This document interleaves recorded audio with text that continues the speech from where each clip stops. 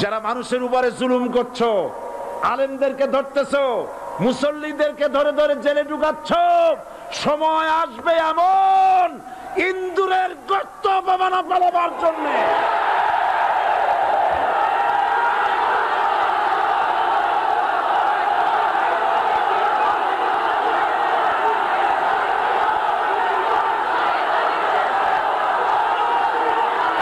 এই দলটির নাম ছিল আওয়ামী মুসলিম লীগ।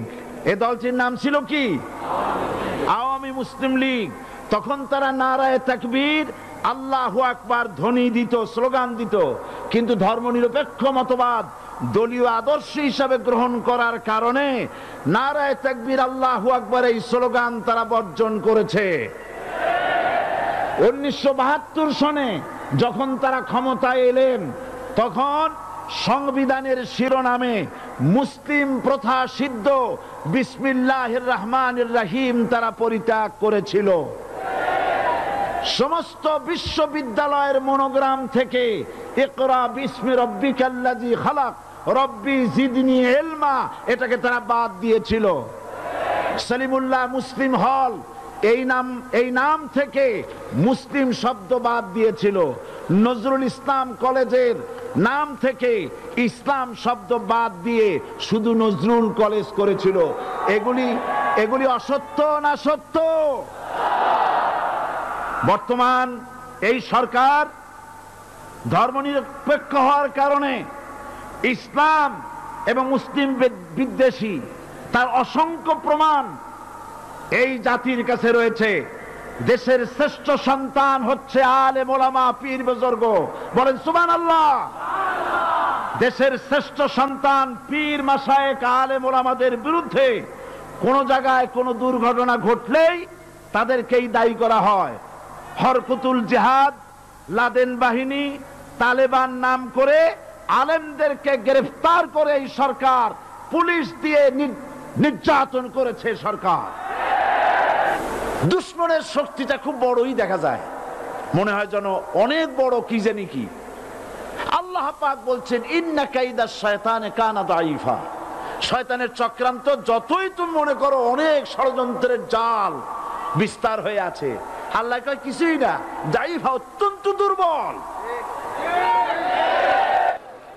আগুনের ভিতর থেকে আওয়াজ বেরিয়ে এলো, নমরুদ আমার ভিতরে দাহ্য শক্তি, জ্বালানো শক্তি আছে কি নাই যদি প্রমাণ করতে চাও, টেস্ট করতে চাও, তুই নিজে আয়, তোরে সুদ্ধা তাম দুনিয়া জ্বালাই দিতে পারি, ইব্রাহিমের এক গাছা পশম জ্বালাইতে পারি না। বিশ্বকবি আল্লামা ইকবাল কি সুন্দর করে বলেছেন, আজ ভি হো জু ইব্রাহিম কা ইমা পয়দা आग कर सकती है एक अंदाज़े गुलिस्तां पैदा।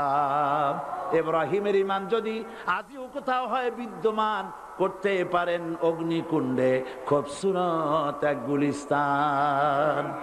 এখনো যদি ইব্রাহিমের সন্তানদেরকে আগুনের মধ্যে ফেলে দেওয়া হয়, আর ইব্রাহিম ঈমান যদি থাকে, আগুনকে ফুলের বাগান বানাবার ক্ষমতা আল্লাহর আছে।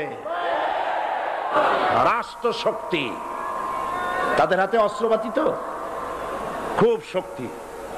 আর যারা একবার ক্ষমতায় যায়, ওরা মনে করে এই ক্ষমতা থেকে আমাদেরকে কেউ নামাইতে পারবে না। বিংশ শতকের শ্রেষ্ঠ মুজাদ্দিদ আল্লামা সৈয়দ আবুদুল্লাহ মওদুদী রাহমাতুল্লাহ আলাইহি তিনি এক জায়গায় লিখেছেন, স্বৈরাচারীরা তার পতনের সমস্ত ছিদ্র বন্ধ করে, কিন্তু একটা ছিদ্র বন্ধ করতে পারে না, মনের ভুলে সে ছিদ্রটা থেকেই যায়, যেই ছিদ্র দিয়ে আসলে তার পতনটা হবে। ক্ষমতায় গিয়ে মনে করে চিরকাল ক্ষমতায় থাকবো। গাড়ির চাকা সব সময় উপরে থাকে না, গাড়ির চাকা সব সময় উপরে থাকলে গাড়ি তো চলবেই না, গাড়ির চাকা ঘোরে বলেই তো গাড়ি চলে। সুতরাং এই উপরে তোমার চাকা উপরে এখন আছে বলে, তোমার দলের চাকা উপরে আছে বলে যারা মানুষের উপরে জুলুম করছো, আলেমদেরকে ধরতেছো, মুসল্লিদেরকে ধরে ধরে জেলে ঢুকাচ্ছ, সময় আসবে এমন ইন্দুরের গর্ত অপমানা পালাবার জন্য।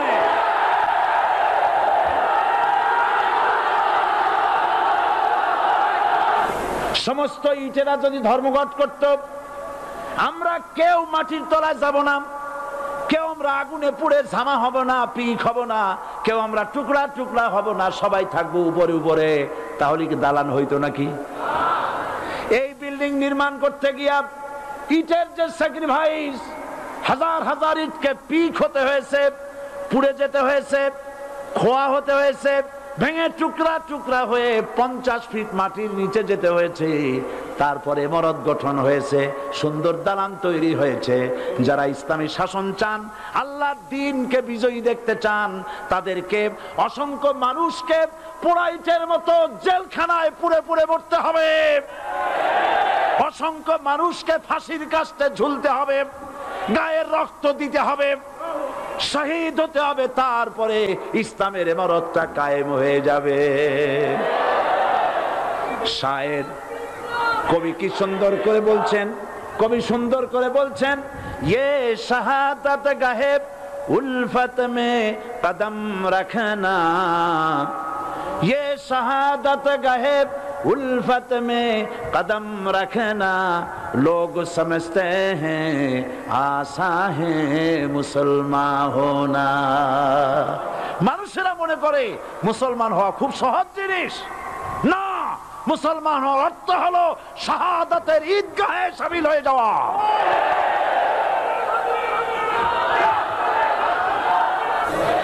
আমরা নাকি ধর্মের নামে রাজনীতি করি। আমি বলি, ধর্মের নামে আমরা রাজনীতি করি না, আমরা ধর্মীয় রাজনীতি করি। কথাটা বুঝে আসছে কিনা?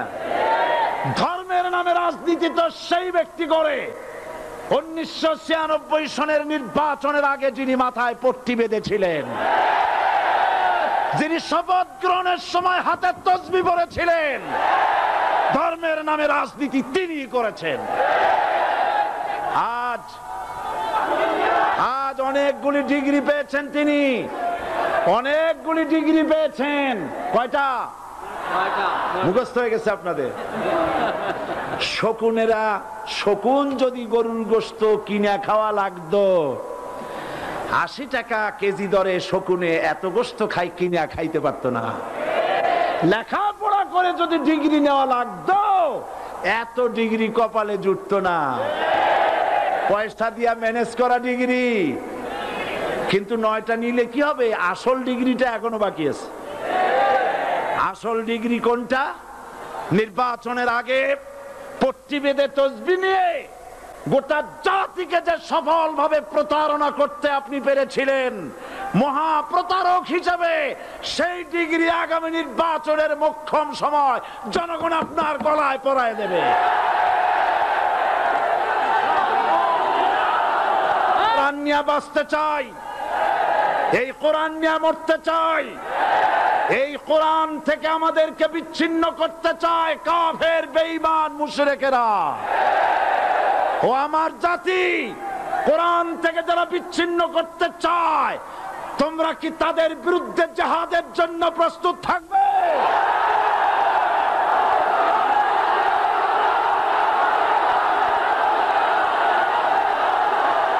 আজ আমাকে কথা বলতেই হবে ইনশাআল্লাহ, কারণ আগামীতে আবার আপনাদের সাথে দেখা হবে কিনা আমি জানি না। কথা বলতেই হবে। বসেন, কেউ দাঁড়িয়ে থাকবেন না। আমি দেখতে পাচ্ছি বাংলাদেশের ভাগ্য আকাশে উত্তর গগনে কালো মেঘ জমা হয়েছে, ঝড়ের পূর্বাভাস লক্ষ্য করছি। যদি মোকাবেলা করতে না পারেন সক্ষম ভাবে, এমন অন্ধকার গাঢ় কালো অমাবস্যার রাত আসতে পারে যার সুবে সাদেক হওয়া অসম্ভব। সুতরাং আপনারা কি কাপুরুষের মতো কাফের মুশরিকদের গোলামি করে মরতে চান? বিড়ালের মতো 500 বছর বেঁচে থাকার কোনো লাভ নাই। সিংহের মতো 1 ঘন্টা বাঁচতে চাই।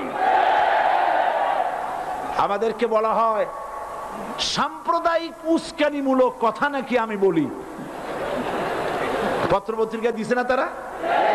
সাম্প্রদায়িক উস্কানি কথা। সাম্প্রদায়িক উস্কানিমূলক কথা বলি, সেই জন্যই বোধহয় শত শত মুসলিম আমাদের কাছে এসে মুসলমান হয়।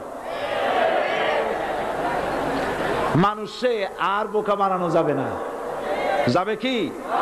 আর বোকা বানানো যাবে? তারপর বলছে কি, এরপরে বলছে আমাকে বলছে রাজাকার। শুনে রাখো চট্টগ্রামের লক্ষ লক্ষ জনতা, পার্লামেন্টে যখন আমাকে এই কথা বলা হয়েছিল, আমার পার্লামেন্টের কলিগ জাফরুল্লাহ চৌধুরী সাহেব বসে আছেন এখানে, হ্যাঁ জাফরুল ইসলাম চৌধুরী বসে আছেন পাশে, প্রধানমন্ত্রী সুদ্ধা, অন্তত 3 শতাধিক পার্লামেন্টের সম্মানিত সদস্যরা সেদিন বসা। 1997 সনের বাজেট বক্তৃতা যখন আমি করতেছিলাম, ডক্টর কুদরতে খোদা, নাম রাখছে কুদরতে খোদা, আসলে গজবে খোদা। এই লোকটি নাস্তিক, ইসলামের চূড়ান্ত দুশমন। তার প্রণীত শিক্ষা ব্যবস্থার যখন সমালোচনা করছিলাম, ট্রেজারি বেঞ্চ থেকে আমাকে বলা হলো রাজাকার। আমি আমার সমস্ত শক্তি একত্রিত করে বলেছিলাম, শুধুমাত্র হিন্দুস্তানের রাজাকারেরাই আমাকে রাজাকার বলতে পারে। আমি বলেছিলাম 1973 সন পর্যন্ত আমি বাংলাদেশের কোন রাজনৈতিক দলের নেতা এবং কর্মী ছিলাম না। আমি রাজাকার নই। আমাকে রাজাকার বলে যদি তাকেও প্রমাণ করতে না পারে, 10 কোটি টাকার মানহানি মামলা দায়ের করব। আমার এই বক্তব্য সারা দুনিয়া শুনেছে। পার্লামেন্টে আমার এই বক্তব্য রেকর্ড হয়ে আছে। সেদিন 3 শতাধিক পার্লামেন্ট মেম্বারের কেউ আমার চ্যালেঞ্জ গ্রহণ করেন নাই। যে কোনো ব্যক্তি পার্লামেন্টে গিয়ে আমার বক্তৃতা দেখে আসতে পারেন। এরপরে 1997 সনের 7 অক্টোবর দৈনিক জনকণ্ঠ পত্রিকা যখন আমার বিরুদ্ধে লিখলো, সেই পত্রিকায় সাইদির ওপেন চ্যালেঞ্জ 8ম পাতা, 1997 7 অক্টোবর, এত বড় 2 কলামে হেডিং। সেখানে আমি বলেছি, বাংলাদেশের সকল সাংবাদিক, গোয়েন্দা বিভাগ, বাংলাদেশের সকল বুদ্ধিজীবীকে আমি আমার পিরোজপুরে আমন্ত্রণ করছি। আমার উপস্থিতিতে যদি কেউ প্রমাণ করতে পারে বাংলাদেশের স্বাধীনতা যুদ্ধের বিরুদ্ধে আমার কোনো ভূমিকা ছিল, সজ্ঞানে স্বেচ্ছায় জাতীয় সংসদের সদস্য পদ থেকে পদত্যাগ করব। 3 বছর পার হয়ে গেছে, আজ পর্যন্ত কেউ এই চ্যালেঞ্জের মোকাবেলা করে নাই। সুতরাং আমাকে যারা রাজাকার বলবে, তারা পিতৃ পরিচয়হীন অবৈধ সন্তান। 1971 সনের, শোনো মুসলমানেরা, 1971 সনের কোন কাদা সাইদির গায়ে লাগে নাই। আমাকে রাজাকার বলে জনগণ থেকে বিচ্ছিন্ন করবা, জনগণ থেকে আমারে বিচ্ছিন্ন করা যাবে না। কারণ এই জনগণ আমার জন্য আসে না, এই জনগণ আসে আল্লাহর কোরআনের জন্য। আবু জাহেলের গোষ্ঠী, আবু জাহেলের গোষ্ঠী মনে করেছে সোজা আঙ্গুলে ঘি যখন উঠলো না, আঙ্গুল বাঁকা করতে হবে। শুরু হয়ে গেল অত্যাচার, শুরু হয়েছে না? হযরত সুমাইয়া রাদিয়াল্লাহু তাআলা আনহা কি নির্মম ভাবে, নিষ্ঠুর ভাবে তাকে শহীদ করা হলো। খাব্বাব, খুবাইব, হযরত খাব্বাব রাদিয়াল্লাহু তাআলা আনহুকে দেখে হযরত ওমর একদিন বলছিলেন, খাব্বাব তোমার পিঠে এত গর্ত কেন?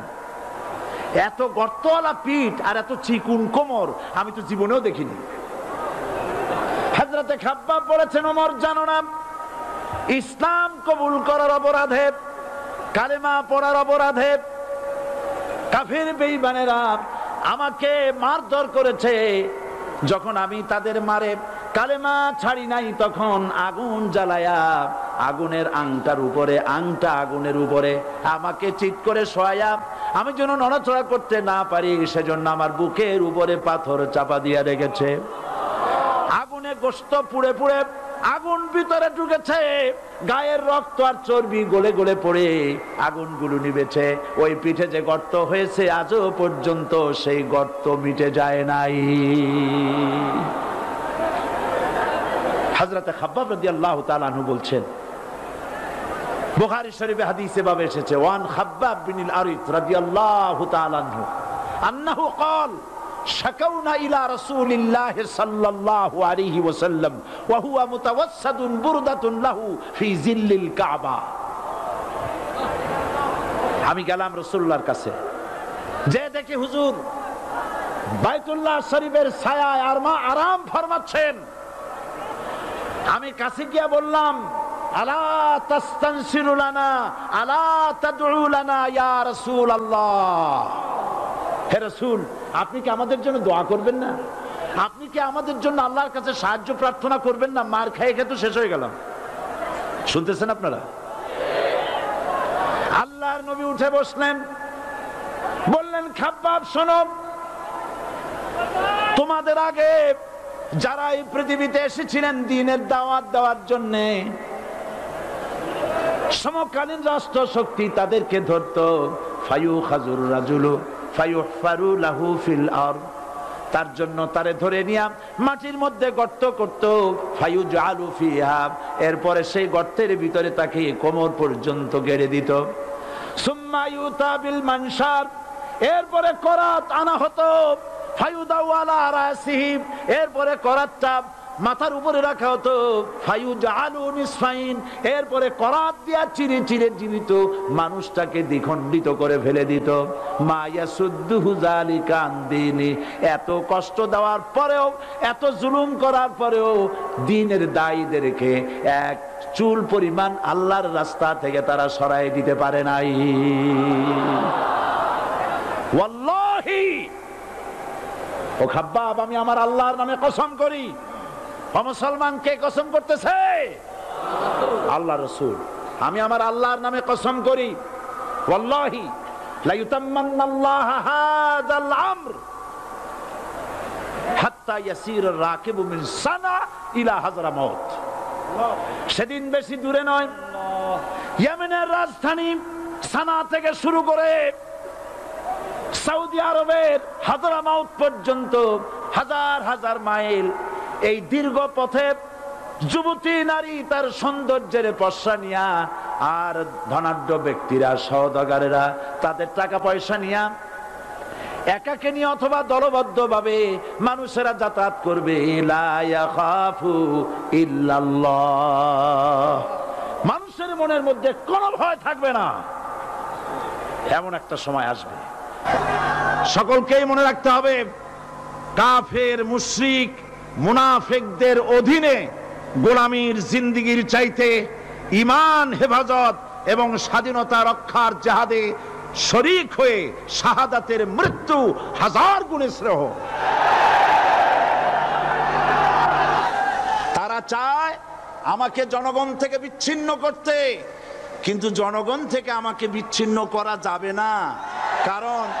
কারণ আমার আকর্ষণে মানুষ আসে না, আকর্ষণ হলো আল্লাহর কোরআন। জনগণকে বিচ্ছিন্ন করা যাবে না। এই চট্টগ্রাম থেকেই ইসলামী রাষ্ট্রের ঘোষণা হবে। এদেশের ভাগ হয়ে গেছে দুটো শিবির, বোঝাই যাচ্ছে। একদিকে ভারতের পা চাটা গোলাম নাস্তিক মোরতাদ শ্রেণীর বুদ্ধিজীবী এবং তাদের মদতপুষ্ট সরকার, আর একদিকে ইসলামী শক্তি, ইসলামী দল আর দেশ প্রেমিক জাতীয়তাবাদী শক্তি। একদিকে হিমালয় পাহাড় আর একদিকে সূচো ইঁদুর। আল্লাহ বিজয় দেবে মুসলমানদের। কাদের বিজয় হবে? বাংলাদেশে কোরআনের রাজ কায়েম হোক, তাকে আপনারা চান? কারা কারা চান? দু হাত উঁচু করে দেখান। দাঁড়াবেন না, দাঁড়াবেন না। আমাদের যারা মৌলবাদী বলে ওরা হলো আগাবাদী। মূলে আছে কত কোটি? 12 কোটি। মূলে আছে কত কোটি? আর আমাদের যারা মৌলবাদী বলে ওই থাকো গাছের আগায়, আমরা মূলে। লাফালাফি বেশি করবা না, 12 কোটিতে গাছের গোড়া আসতে নানা দেবে, মামু বাড়ি দিল্লি গিয়ে পড়বা, বাংলার জমিনে জায়গা হবে না। এ কথা বিশ্বাস করো। বাংলাদেশের মুসলমানদের শরীরে এক বিন্দু রক্ত থাকতে শয়তানের তৈরি করা ধর্ম নিরপেক্ষ মতবাদ বাংলার জমিনে কায়েম হতে দেওয়া হবে না, হবে না।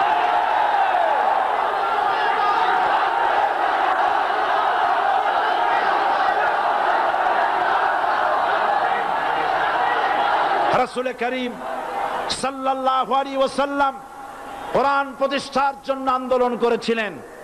আয়াতুল কুরসি আমাদের সে কথাই শিখেছে।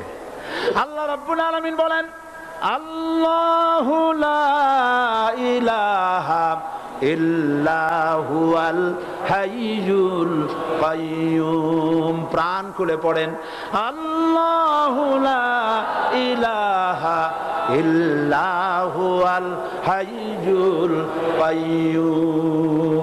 আল্লাহ হচ্ছেন তিনি যিনি ছাড়া কোনো ইলাহ নাই, আইনদাতা নাই, বিধানদাতা নাই। আমরা মানুষের তৈরি করা আইন মানি না।